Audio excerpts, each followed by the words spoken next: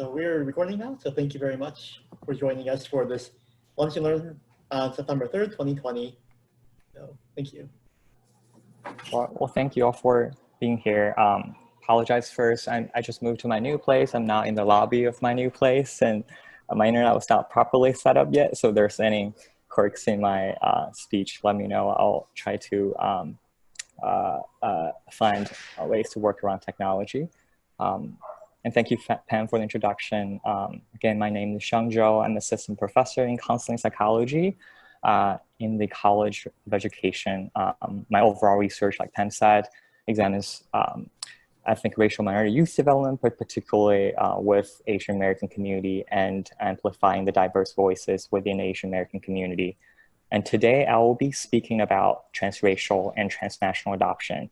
I'll be presenting demographics of adopted individuals in the United States, experiences of microaggressions of adopted individuals, as well as a recently published study of mine. I will be ultimately arguing that transracial and transnational adopted Asian Americans are both an important part of the Asian America, and they have unique experiences different from non-adopted Asian American individuals. The presentation will be about 30 minutes or so, so hopefully we'll have enough time to do the Lunch and Learn part to have conversations. Let's see, all right. I want to start with this poem written by a Korean adoptee. To my Korean mother, I don't know who you are. I don't know your name. I don't know your face, your history. I don't know if you think about me, but I know I think about you. For all of you who are over on the other side of the internet today, you may have different experiences and exposure when it comes to transracial and transnational adoption. If you're not an adopted individual yourself, you may have been exposed to adoption-themed movies, books, characters, or celebrities who are adoptees themselves.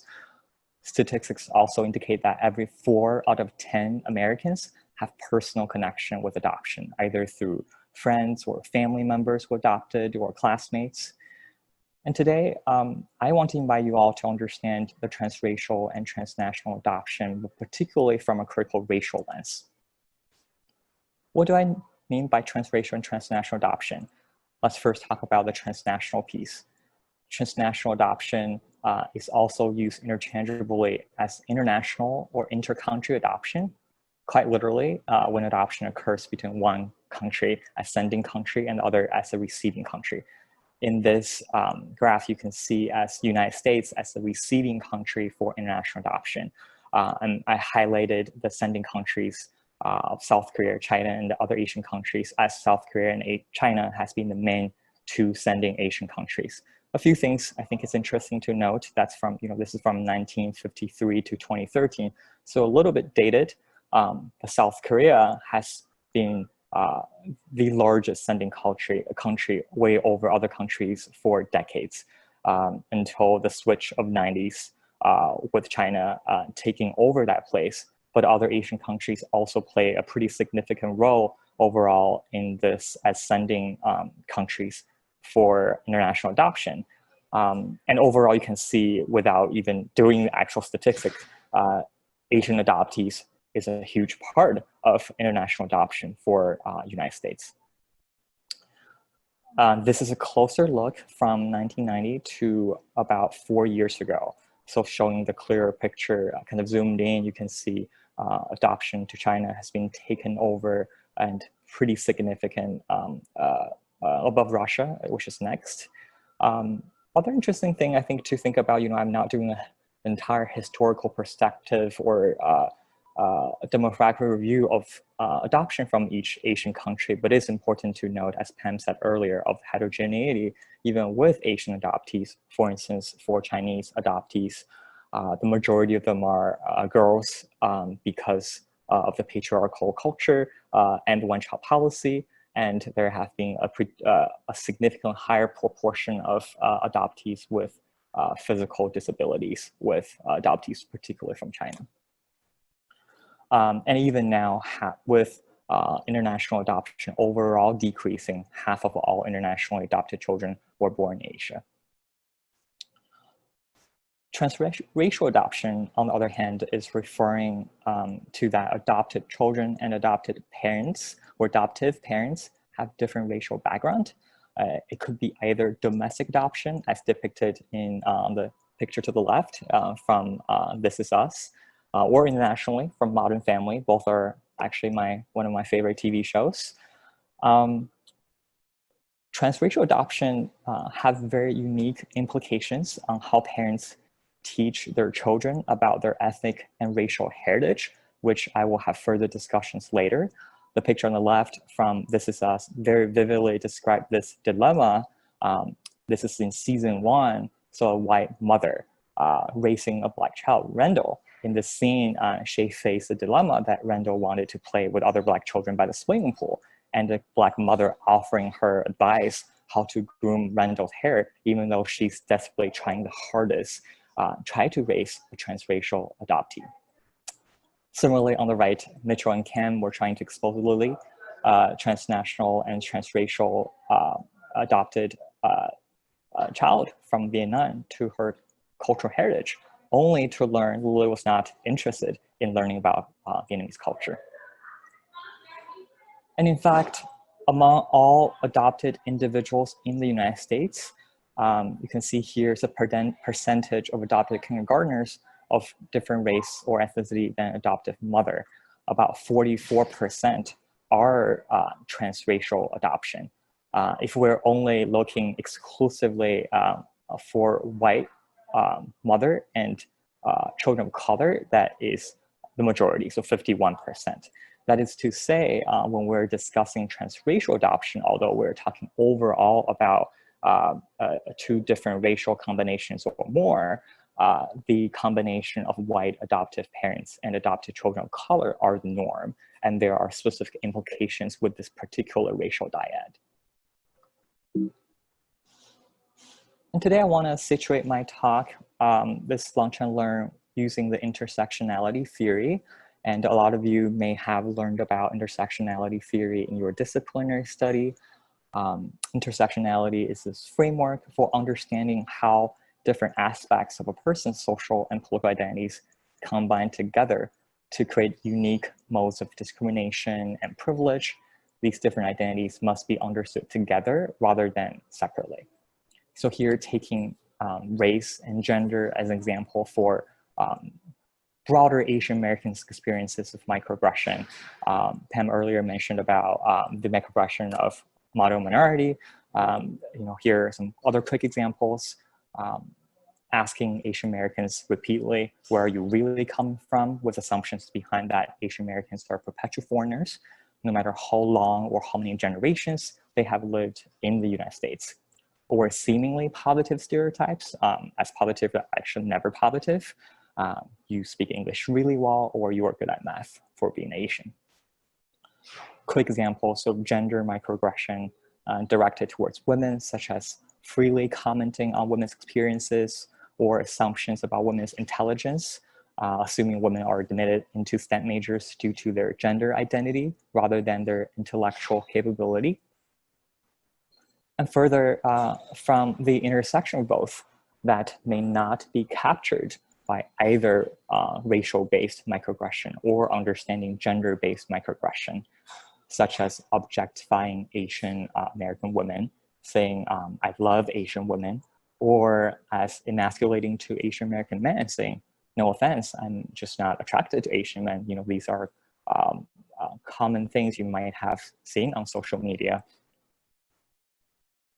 And further adding to extend that intersectionality perspective to adoption for transracially and transnationally adopted Asian Americans, not only they experience all the above mentioned microaggressions related to race and gender, they also experience additional microaggressions related to their adoption status or the intersection of adoption with other salient identity, such as race or gender.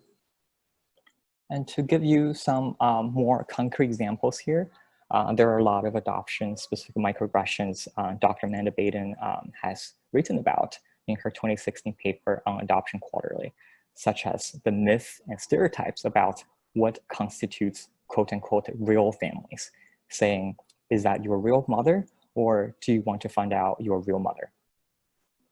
Working in counseling psychology over years, I also have noticed a lot of therapists or colleagues have assumptions about biological families. During the first counseling session, therapists will typically ask clients to share information about their family.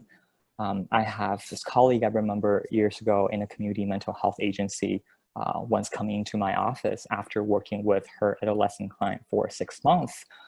And upon seeing the client's mother for the first time, this colleague was astonished to find the mother was of a different race and they're in a transracial adoption family. So I asked, did you ever ask her about adoption in the family? She said, no, I always assumed, and the client would just bring up if it matters to them.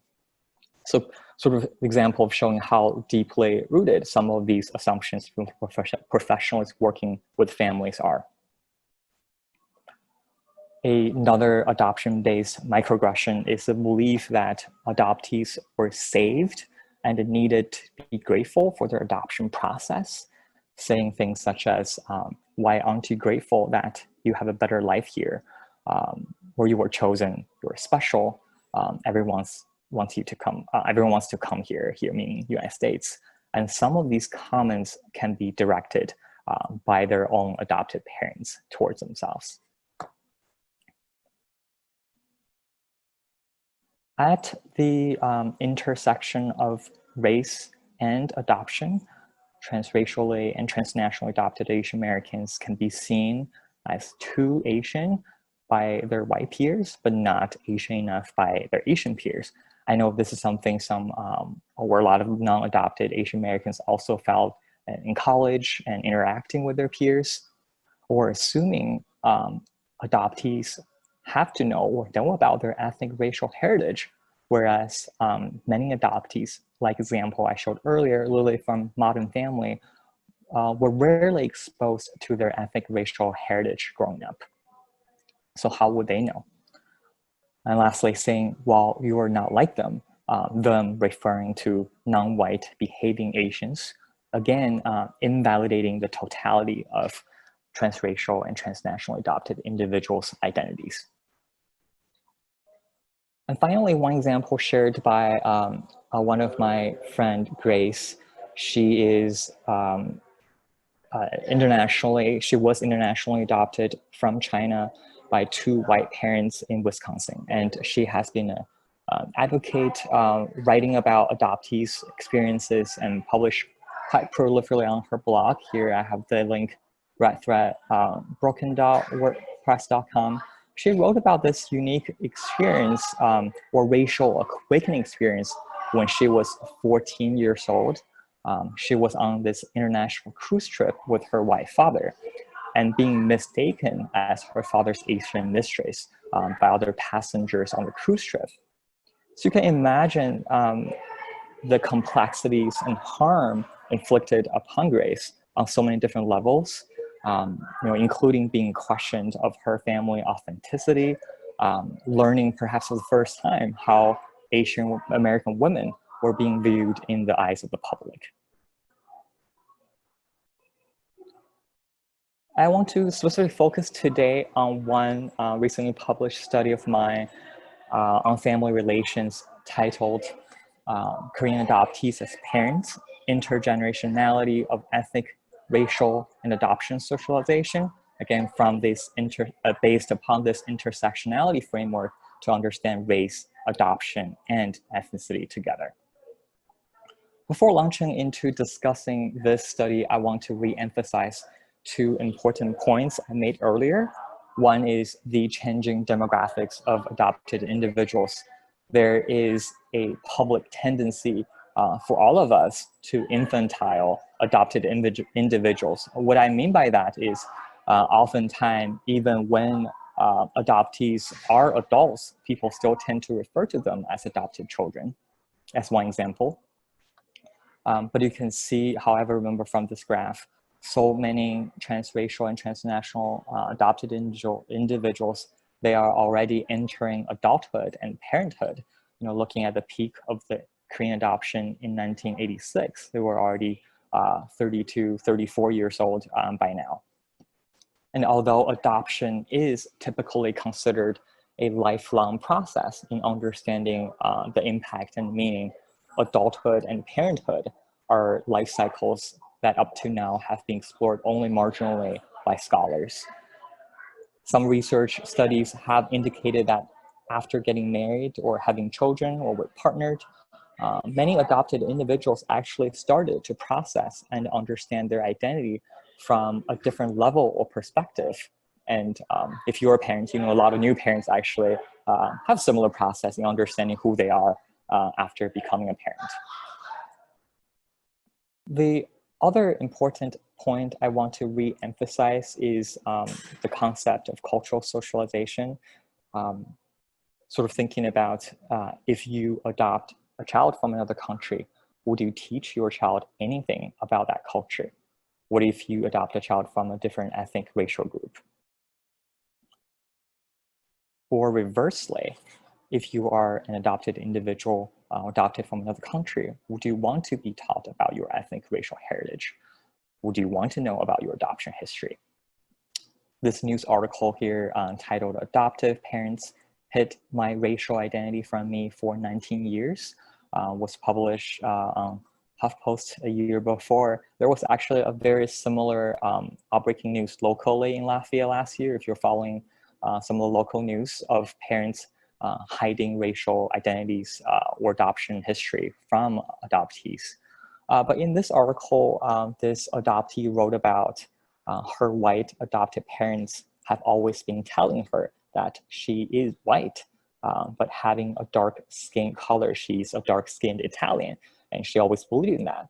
It's not until after she hit puberty, she started to have changes in her physical appearances and was struck by the amount of racial discrimination and microaggressions she faced on a daily basis from others, assuming she is Latina. And she has to constantly say, "I'm sorry, I don't speak Spanish, I'm Italian," until she found herself in her dad's office of the hidden paperwork that she was adopted from Colombia, and having that sense of both relief and anger to understand her own adoption process. So in my research in interviewing adult adoptees, I am really interested in how white adoptive parents talk to adoptees about race, ethnicity, and adoption when they were kids. And now from this longitudinal or developmental perspective, how as parents do they talk to their own children about race, ethnicity, and adoption. To describe a little more about the methods, we were collecting data from 2015 to 16, mostly recruiting participants from social media platforms. That was before COVID, but we did a lot of online interviews as we were recruiting folks from across the nation doing Zoom interviews. We asked both ethnicity, race, adoption related questions, but also non-specific questions about general parenting. But the current study was focused on the ethnicity, race, and adoption piece. In terms of demographics, I think a lot of interesting points to note here. We have 52 Korean adoptee parents.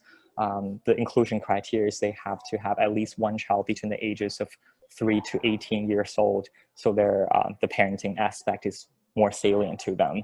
And the blessing and curse is it's a large project. So it took years for us to transcribe, analyze, and write up such a large qualitative study. The mean age is 40 years old. The age of adoption for our participants range from 3 years old to about 10 years old, whereas the majority are infants when they're adopted. That is a trend for most international adoptions. The majority of the participants are mothers. We also included the 3 fathers because we were not interested in making statistical inferences, but more so in the breadth of their experiences. The majority of the participants, you can see 42 here, only have biological children, and 5 participants only have adopted children, and the rest have both adopted and biological children. So this is a separate project we're actually working on right now to understand even more unique dynamics for participants who decided, who were adopted and decided to adopt themselves. And some of the interesting notion, for instance, one participant mentioned, if there are children out there needs to be adopted, they think they are most qualified as adopted parents, as they have experienced adoption firsthand themselves, so it can offer some of the pitfalls maybe associated with raising adoptive children. All participants reported English is a preferred and reported this their primary language and preferred language. None of them were really fluent in Korean, but quite a few of them have been exposed or are currently learning Korean themselves. 73% reported over 100,000 family annual income, 77% of college or above degrees, so relatively reflecting a high SES. We don't know too much about the general demographics of this entire population, but we do know from past statistics that white adopted parents tend to have high SES background as required by a lot of adoption agency.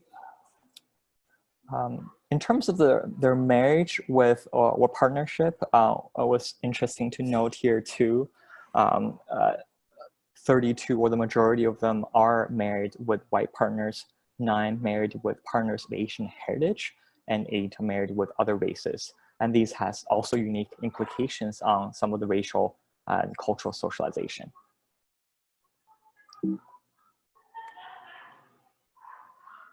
We use thematic analyses to understand the codes and themes that's coming up in our interview. I organized for this presentation into ethnic, racial, and adoption socialization. And then on top, you can see contrasting their past and present experiences. So in the next 6 slides, I'll be presenting some codes and quotes from the participants to showcase what are some salient findings. First is their past ethnic socialization. So ethnic socialization is a construct referring to sharing of culture practices, traditions, history, and promotion of pride and commitment to their ethnic identity. Examples could be cooking Korean food, watching Korean drama, or participating in Korean activities, learning language. The majority of our participants in the study reported as growing up, they have had very, very limited exposure to Korean culture. So for instance, this 47-year-old father said, the only resemblance of Korean culture was a jar of kimchi in the fridge. My mom and I joked about that maybe like 10 years ago. And I'm like, oh, really? I didn't even know it was in the fridge. So yeah, absolutely none. Many participants echoed with that limited exposure growing up, whether it's through eating or through participating in Korean culture in different ways. But that's not excluding, again, in our participant, we hear with 42 participants we have, they were really reporting a wide range of experiences. For families that have been exposing their children with Korean culture, most likely these families have more strong ties with Korean culture or teaching in language programs, such as this 37-year-old mother said. Absolutely. So my mom was an ESL teacher. So she has some Korean students, and one of her students actually gave my younger brother and I Korean lessons growing up, which was really cool. Then on top of that, my mom learned how to make Korean food right away. We went to Korean camps. They always immerse us in that culture.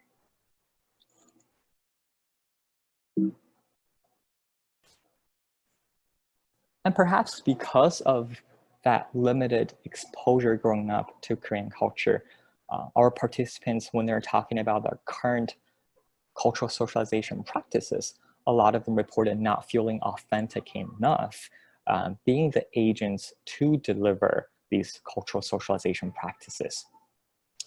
And they are resorting to different ways compared to non-adopted ethnic racial minority families, perhaps in socializing their children.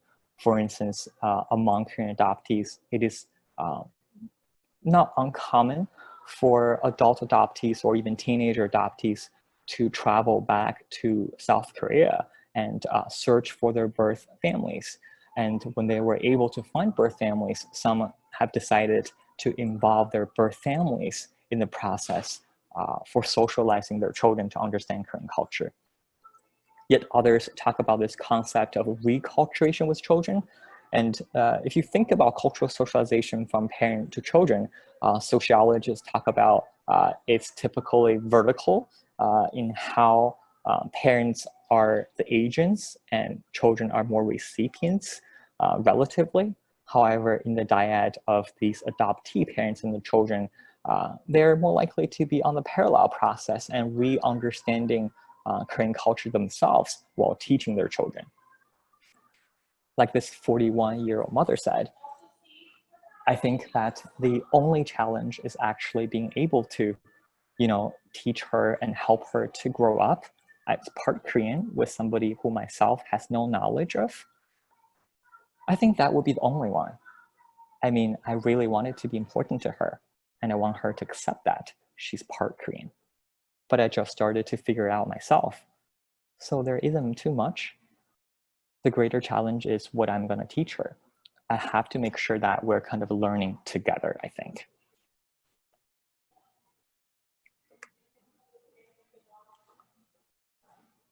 On the theme of racial socialization, racial socialization is a construct referring to sharing of social structures, intergroup relationships, and discrimination with regards to one's race or ethnicity.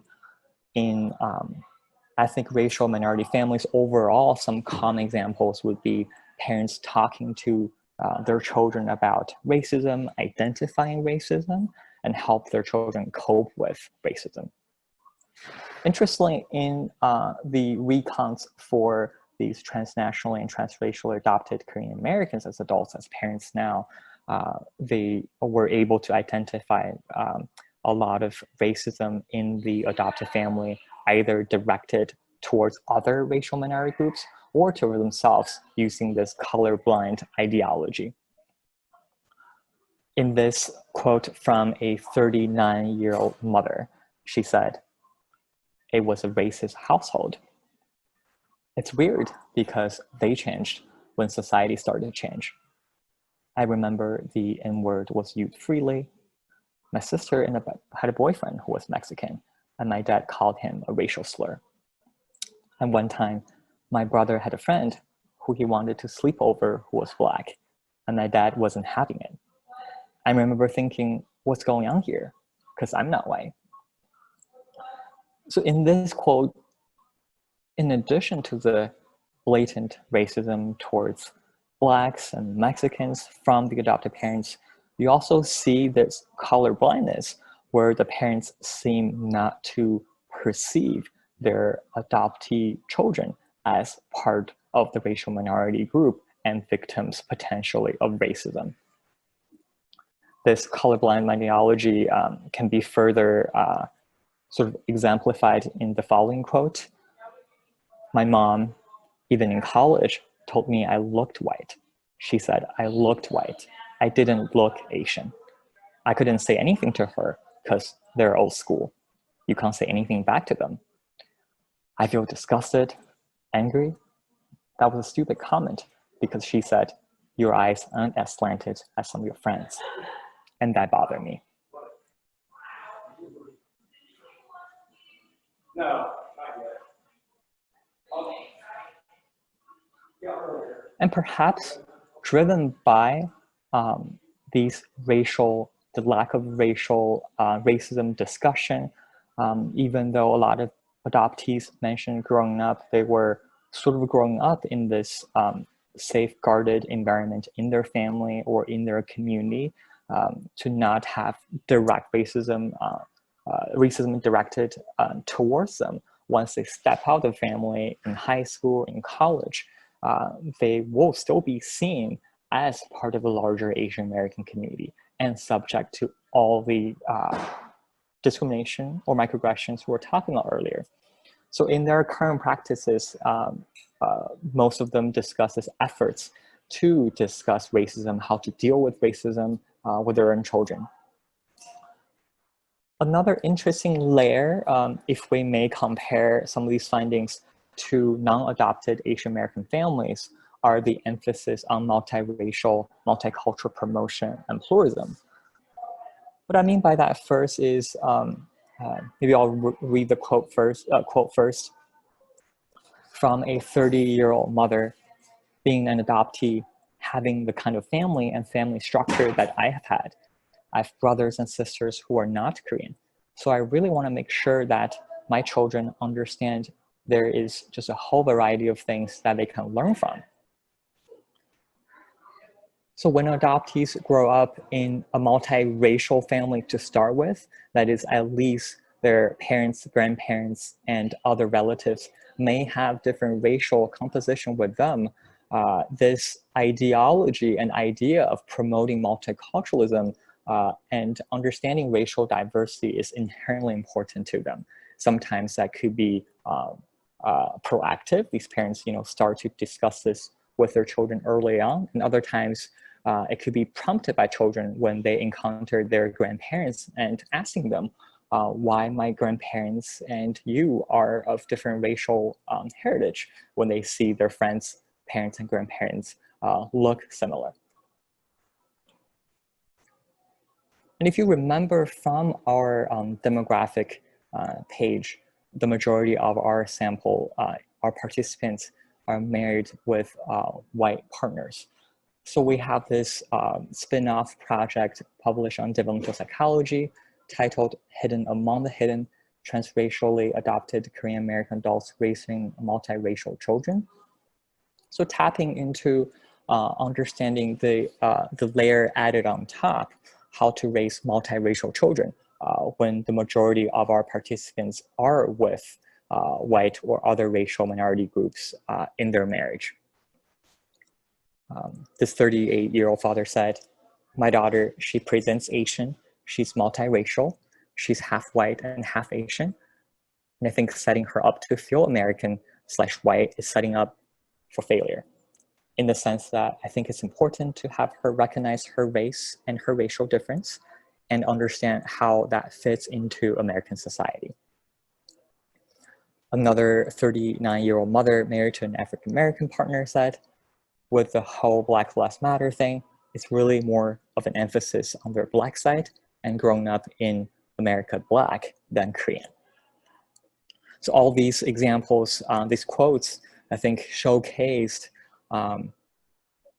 the mindfulness the parents have when they're raising children, and particularly multiracial children.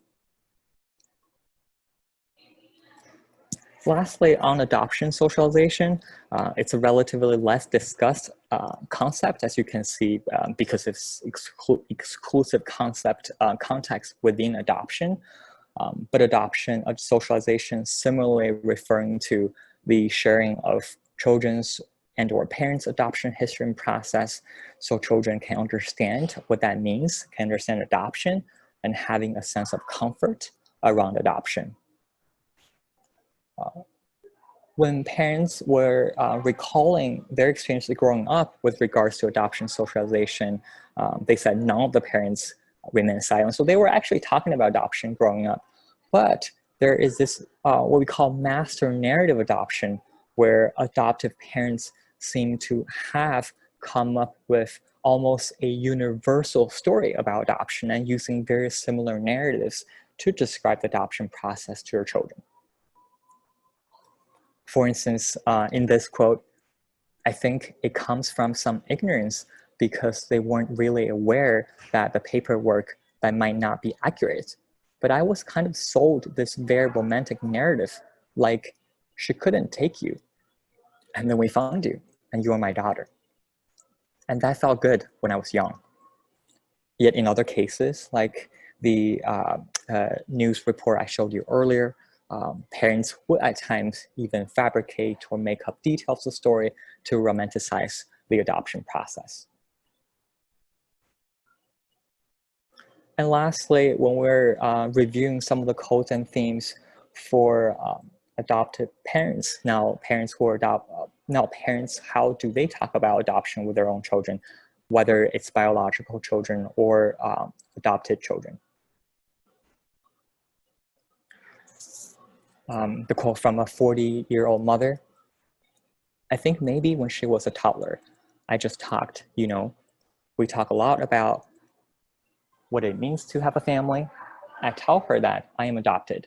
I came from Korea, that I don't know who my or who her Korean grandparents are or other extended Korean families, but I've tried to find them, and that she's like, I would like to find them too. A few parents also mentioned this sense of relief, almost having to quote unquote come out to their own children about their adoption history. And when their children were able to understand their adoption history, they're feeling a stronger bonding and sense of connection with their children that they were not able to when their adopted parents were actively hiding away the details of adoption. So I'm being aware of time here to wrap up the presentation here. I think there's some major take-home messages, if you will. One is to understand the heterogeneity of experiences and the views of these parents. Although we collected the sample from social media platforms, we were able to gather quite a wide range of viewpoints, and these parents are all at different developmental journeys to understand their own ethnic, racial, and adoptive identities. And more so than others, participants are actively changing the intergenerational patterns from the lack of socialization in realms of ethnic, racial, and adoption socialization, and to be actively involved and even coming up with creative solutions and strategies, even though they were not feeling authentic, even though they don't feel like they have adequate socialization growing up.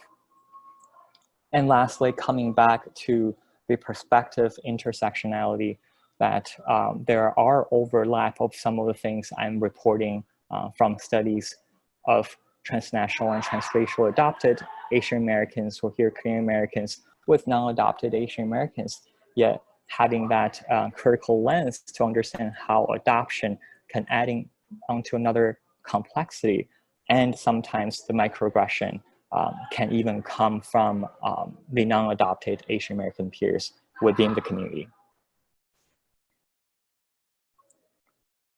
Just including some academic references, but also some references if you're interested into of documentaries, movies, memoirs, and books. The most recent one I viewed is a documentary from Amazon Prime called One Child Nation. Described really a lot of sociological perspectives on adoption, particularly from China, and what is the backdrop and implications on adopted individuals. Well, thank you for your patience. I'm happy to take any questions now.